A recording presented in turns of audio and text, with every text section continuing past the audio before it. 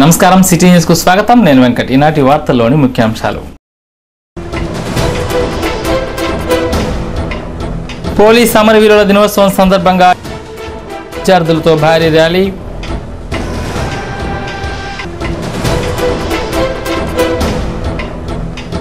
అవినీతిని అంతం చేయాలని కోరుతూ సిపిఐ ఆధ్వర్యంలో జంగారెడ్డి ఆర్టీఓ కార్యాలయం ఎదుట ఒక్కరోజు నిరాహార దీక్ష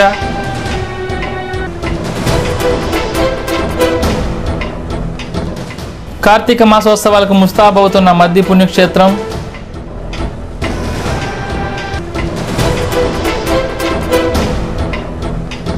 తరాలు మారిన గిరిజన తల రాతలు మారలేదంటున్న మర్లగూడెం గిరిపుత్రులు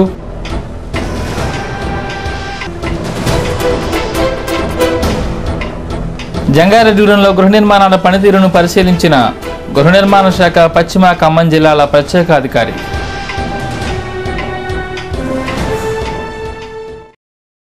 పోలీస్ అమరవీరుల దినోత్సవం సందర్భంగా శుక్రవారం జంగారెడ్డిగూడెంలో విద్యార్థులతో భారీ ర్యాలీ నిర్వహించారు. పోలీస్ స్టేషన్ నుంచి బయలుదేరిన ఈ ర్యాలీని సిఐ ఆర్ మనోజహార్ ప్రారంభించారు.